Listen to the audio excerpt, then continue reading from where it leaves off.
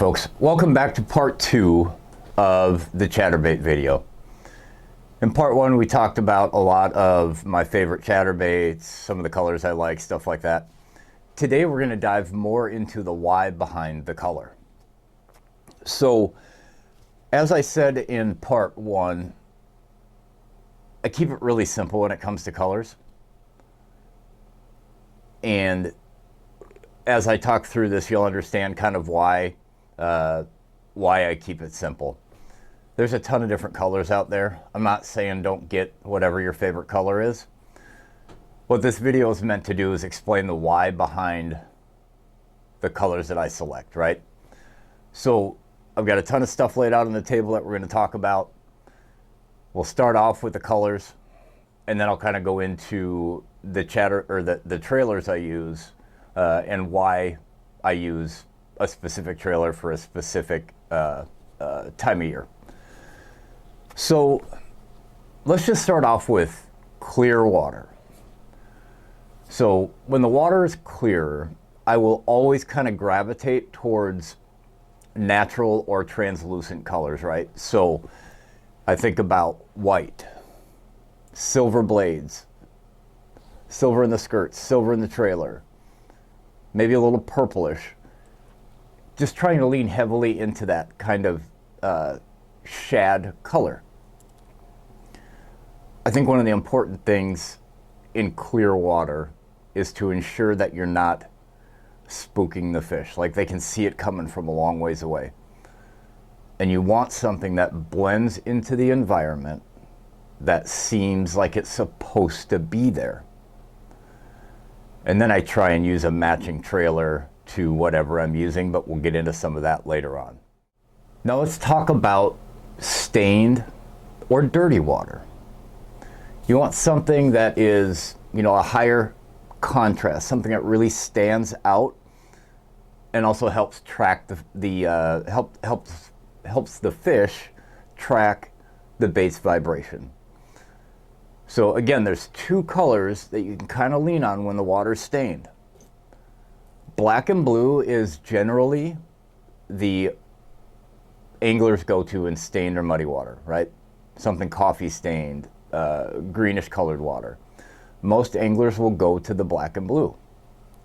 But don't be afraid to go to the white, the chartreuses. They are so good in really every type of water. So don't be afraid to throw a white, a chartreuse color in stained water as well. It's going to stand out. I tend to lean more towards the black and blue when it's really, really muddy or low light conditions, like early in the morning, later at night when you're fishing some of those Thursday nighters. Those darker colors really, really stand out and just tend to do better. Now, if you're going to fish around vegetation, heavy cover, you want to mimic crawfish, bluegill that often hide in grassy places, laydowns, brush piles, things like that. That's where I'm going to turn to green pumpkin. And so a green pumpkin like this Thundercricket, or variations thereof, right? Like a green pumpkin bluegill type of a color will do a really good job imitating the forage that the fish are tracing, right? They're feeding on bluegill, they're feeding on perch, and this color or variations of this color really lean heavily into creating a ton of success when you're fishing some of those grass lines and laydowns where the bass can kind of stack up and hide and ambush bluegill as they're coming through, or ambush perches are coming through. I think, like, aside from maybe the white or the chartreuse, I think green pumpkin is one of the most versatile colors in all of the chatterbait world. It just mimics things so well. It works in clear water, it works in stained water. So if you're going to buy, just one or two, I would probably tell you go white chartreuse, and then a green pumpkin variation. They're kind of the confidence colors, right? Like everybody throws them. That can cause you to maybe miss a few fish because they see it a lot. So having a little bit of variation in there to give them a little something different to throw at is important. But, you know, the white chartreuse and the green pumpkin are excellent colors all around, regardless of what's going on with the water. And so let's kind of recap that and give you just a quick synopsis of what we just talked about. So when you think about clear water, white, translucent, if your target forage are things like shad and minnows. When the water is slightly stained, go to a green pumpkin. Again, you're trying to imitate bluegill, crawfish. When the water is muddy or really dark, dark outside, black and blues, darker craws, silhouettes, right? Like that's what you're trying to kind of mimic. The silhouette of the craw moving across the bottom. When it's darker out, they can't really see it as well. And then if the fish are really aggressive or it's cloudy, using like a chartreuse and a white, you're getting that high visibility reaction, right? So that's kind of where those colors come in. And then the last one I'll touch on a little bit are the, you know, the hot Cheeto colors, the reds that are often thrown during early season when the crawfish first start getting active. If you've never caught a crawfish early in the spring, in a lot of places, they really turn a bright color like this. And largemouth, smallmouth are notorious for feeding off the bottom on those. And that's an excellent imitator of those early spring craws. So definitely throw that into your arsenal. Doesn't mean you have to creep it along the bottom. It's a great way to fish it in the spring, but you don't have to. It's just an excellent color to throw all around during the spring. I really lean into the red when I'm fishing crankbaits, and we'll do a different video on that. But don't forget to add some variation of that red to your arsenal. So now let's talk about some of the trailers. We talked a lot about color, so I'm not going to talk a lot about color when it comes to these, but I am going to give you a couple of sneaky ones that I think are incredibly underrated as far as the trailer goes, that produce really well. One of the general rules I will tell you is if I want to imitate something like a crawfish, I'm going to use a bigger bodied trailer. So give you an example, we'll take this X-Zone. So this is an X-Zone 4-inch muscleback craw.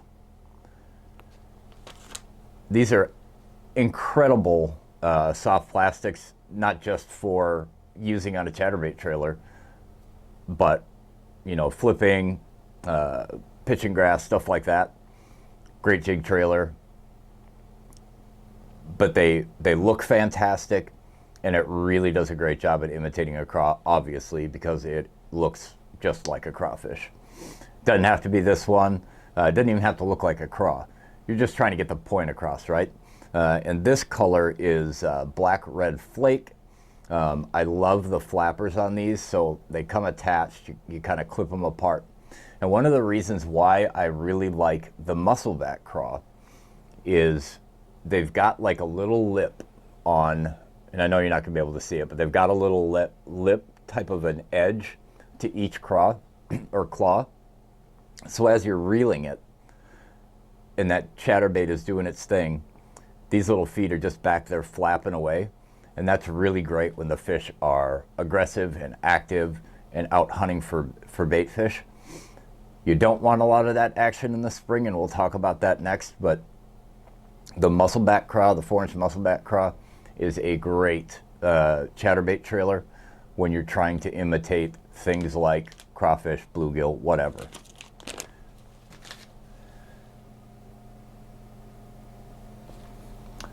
Here's another one that, you know what, I'm going to save this one for the end because not a ton of people know about that. So another really good one, this is the Rage Baby Menace. It is a small version of the regular Rage Menace, almost like a tube style body with a couple of little flappers on the back. Now, this one, so first of all, I like to throw this on some of these smaller bodied jackhammer stealth blades because I just think it matches up really nice and gives you an incredibly small package. But one of the things, and I'll rig this up so you can kind of see it, you can rig it up two different ways. And so if I want a little bit more action on the back of, a little more action out of my chatterbait, I'm going to rig it up sideways. Well, I'm going to call it, we'll call it standard.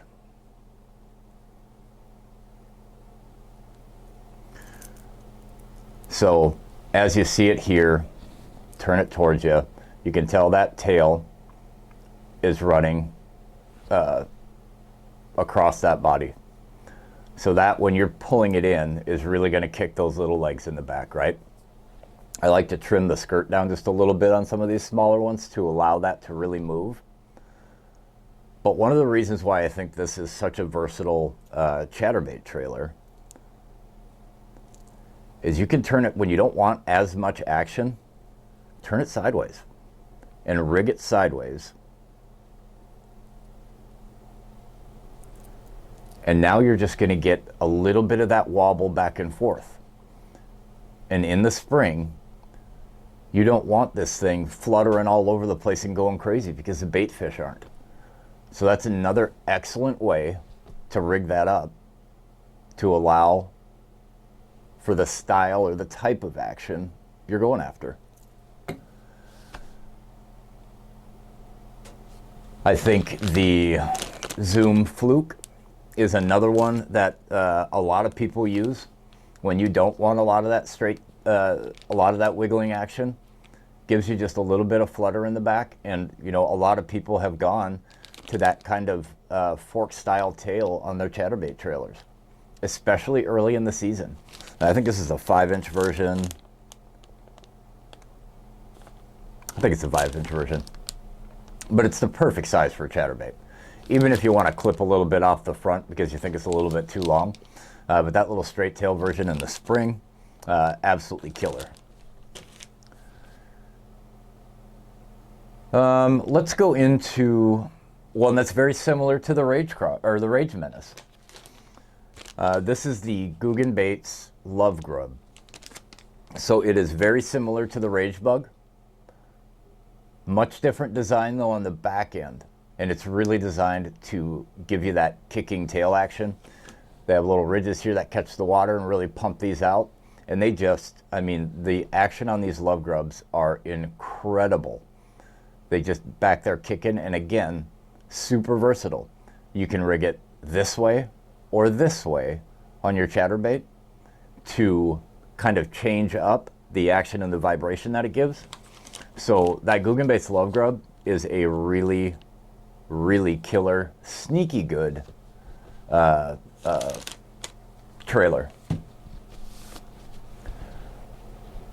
Let's do this one next. So I think probably the most used trailer on the back of a chatterbait is a swim bait. And for good reason. Like, they're super versatile and it just works. This one here is the Strike King Perfect Plastic, KVD Perfect Plastic caffeine shad, or swimming caffeine shad. Really a killer chatterbait trailer. It's great for a swim jig. It's great just to put on a swim bait head and pull it along. But I'll give you a little tip on this one. Let me see if I can find it. Yeah, I've got my scissors. So when sorry, I'm just dropping stuff. I'm not going to cut it though. When it's the heart of summer and I'm throwing a chatterbait, I'm gonna fish this thing just as it is. No different. Just gonna leave it just like that. Thread it on, let it kick away. But in the spring, I don't want that much action. And so one of the things you can do is cut this tail. And I know, it freaks you out. You spend so much on these plastics. You don't want to cut the tail. I get it. But I'm telling you, once you do this, you're going to do it all the time. So what I do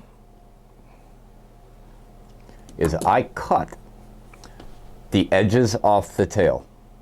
So the little round pieces, I cut them off. And what you're left with is just this little, we'll call it a foot, because that's usually what it looks like. Just a little foot.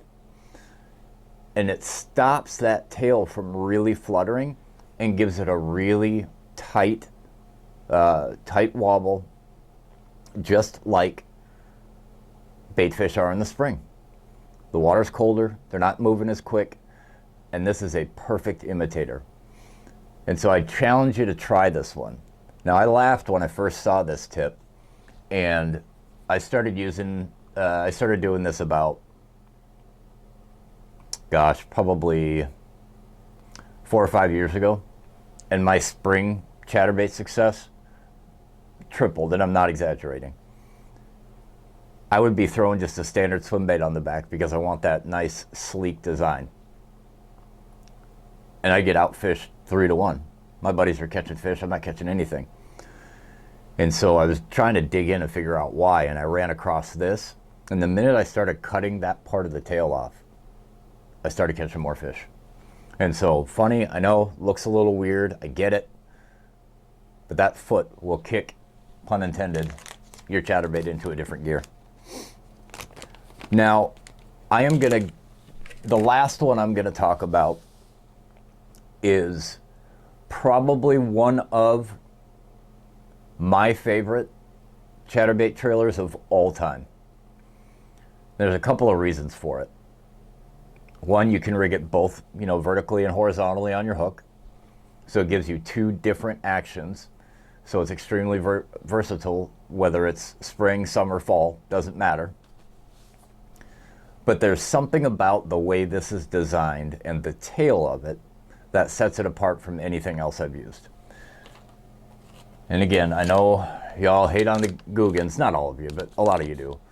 But the Googan Baits Happy Trailer, if you have not tried this one yet, you are absolutely missing out. It's a little, I think it's a 4-inch, maybe 3.5. I think it's a 4-inch. And it's designed, I believe it was designed for the chatterbait, but it is an incredibly lethal soft plastic to rig on the back of a chatterbait. And again, you've got the little tail, got the little lip, so it'll kick back there. You can rig it this way or this way, depending on how you want that action. It's kind of like a little diamond shape. Lots of ribs, so it's going to create a bunch of bubbles and vibration in the water as it's coming through. And one of the things I like to do later in the season is cut this tail, this fork in this tail. I'll cut it up to the first joint here and really get some separation back there and let those legs kick away. But if you haven't tried it out, the Happy Trailer is absolutely by far my all-time favorite chatterbait trailer. So we've talked about the colors and why. We've talked about the soft plastics I like and why. Choose what you like. But I'm telling you, if you don't pick any of these, or you only pick one of these, pick that Happy Trailer to give it a try. And now we'll just go into just a couple tips to make you more successful. So one of the things I'll tell you is get really good at what some people call like the rip and fall, the yo-yo. Bass love that change of speed, that change of direction. So if you haven't tried that type of a retrieve yet, do it. Second one I'll tell you is match the trailer to the conditions. The trailer you pick will change the vibration and the profile of your chatterbait. So if you're not getting bit with what you currently are using as a trailer, change it. Third tip, use the right gear. A medium heavy rod, moderate or fast, with a little bit of give, will prevent you from pulling the hook out of the fish's mouth. Rods are super important, more important than I think sometimes people think. I like a 6.3 to 1 gear ratio reel. I think that moves the bait fast enough without overrunning it. And then from a line standpoint, you know, they say the sweet spot's somewhere in that 15-pound range. Just depends on what you're fishing. Here's what I'll tell you. Go as little as you can get away with. I really like that 12 to 14-pound range. I think that for me is the best. And then the other thing I'll tell you, the very last tip I'll give you is target specific cover. Even though chatterbaits are incredibly versatile, they excel on grass edges, on docks, and wood. They're really hard to beat. You may get some snags, but as they come through the water, you know, that hook is up. And so if you've got some laydowns that you're coming up over, you should generally be all right. They're not snag free, so don't get it twisted. But you know, throwing it around grass edges, docks, laydowns are some of the best places that you can throw it. They're just sitting in there waiting, right? And they see something like this that comes by. You've selected the right color for what your lake has from a forage standpoint. You've matched your color to the watercolor. You're doing all the right things. Throw it in the right places. You're going to get bit a heck of a lot more often. So guys, I really hope that you enjoyed this two-part series of chatterbaits. You received the first video really, really well, and I appreciate it. It seems like everybody is really liking this version of the content that I've put out. We'll have some more fishing stuff coming up this summer and spring. I promise you that. We're going to go to some bodies of water I've never been to before. I'm going to show you how I attack them, how I find fish. We're going to have a ton of fun. And so, again, I really, really appreciate it. In the description, I will leave all of the baits that we talked about today, what they are. I'm not going to tell you where to get them. You can get them wherever you want. I don't have any partners when it comes to this kind of stuff, so you can get them wherever you want. But I will leave the lures we talked about, the soft plastics we talked about.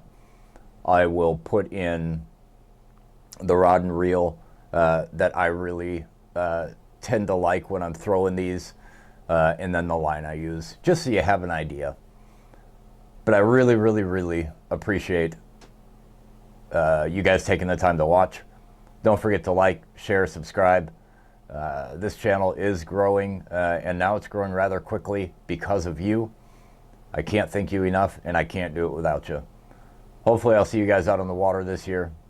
Tight lines. We'll see you.